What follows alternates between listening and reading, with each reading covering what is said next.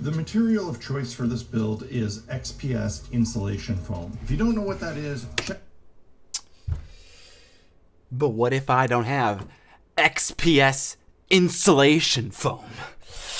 Why?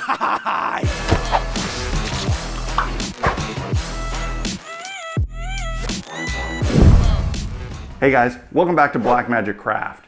I love building terrain out of XPS insulation foam, but I realize that some of you may not be able to get your hands on it, or you might not want to invest in the tools to work with it. So this video is for you. First of all, thin foam. Let's say you can get XPS foam, but you don't have a hot wire table to shave it down. There's some options you may not have considered to get thin material. Food containers. In a lot of places, egg cartons and meat packing trays actually come packed on very thin XPS foam that is great for doing things like brickwork or shingles. Now, I don't recommend you go and start building terrain out of your E. coli covered foam that came with your chicken breast, but you may be able to get your hands on some of these packing trays in bulk, brand new for very cheap. Talk to your butcher, talk to your grocer, talk to whatever shipping container place you have. A place like Uline, if you have that, will sell this stuff in bulk for very cheap. You just gotta think outside the box a bit. But let's say that's not an option. There's actually another food container that is a serious contender for using to build terrain and doing things like bricks and shingles. And that is the paper egg carton. This material has been on my mind for a while and I've been meaning to test it.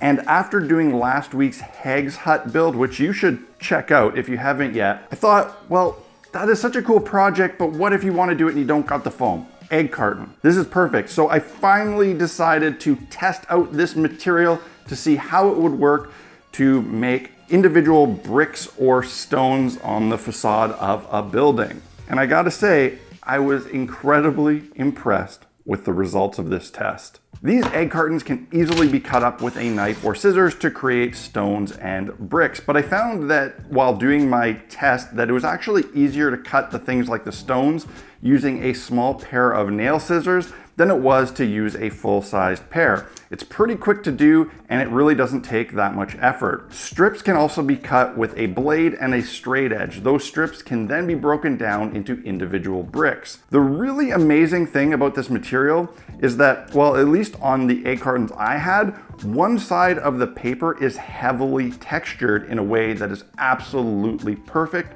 for stones and bricks. These stones can then be glued to a variety of surfaces using PVA glue, or better yet, tacky glue. Because they are paper, they grab and bond really well and really quickly. The other nice thing about them being paper is that you can actually dip them in a little bit of water to soften them up and bend them around curves. Laying them out on a surface is just as easy and quick, if not easier, than doing it with foam.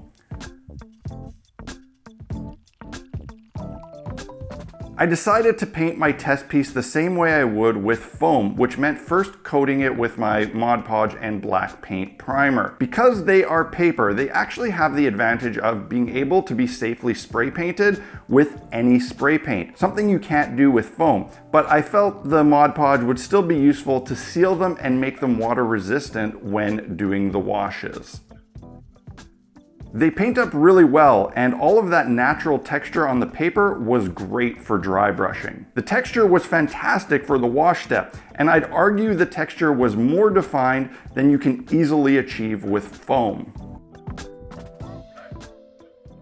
When I first set out to do this test, I thought I'd be presenting a cheap alternative to foam stonework, but in the end, I think I actually ended up with a technique that's a really good competitor to foam bricks. There are many advantages to using this paper for bricks. It's really easy, it's really cheap, it's fast, it can be spray painted without risk of melting, and the texture that's already naturally on it is fantastic. Color me impressed. So impressed that I may actually use this technique in future builds. I don't know that it will replace foam for me, but I'll definitely be trying it again on an actual piece.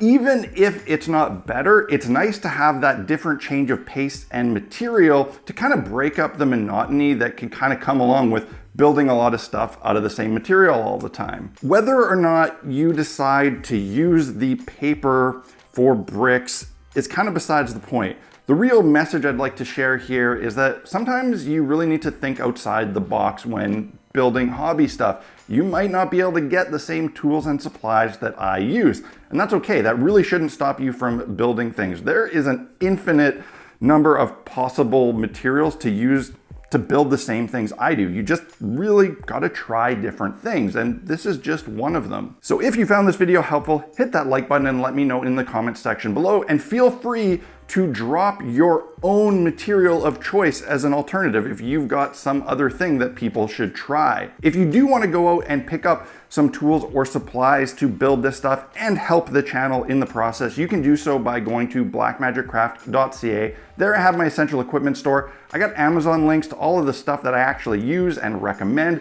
and purchasing through those links actually helps fund these videos because they are Amazon affiliate links. It's a great way to help the channel at no extra cost to you. Also, if you really love these videos, you find them helpful, and you want to help me keep making them every week, the best way you can do that is by supporting Blackmagic Craft on Patreon. Those funds are crucial to allowing me to dedicate so much time and effort into producing these videos for you guys. And I'd love to have you as the newest member of the Blackmagic Craft Fellowship. And before we go, I want to say a quick thank you to Scott over at Miniac. If you are not familiar with his channel, you gotta go check it out. He makes way better videos than I do. He's incredibly talented at video production, and he is a phenomenal miniature painter. Check it out if you have not. Give Miniac some love because it is one of the best hobby channels on the platform. That's it for this week, guys. Cheers. See you again next week.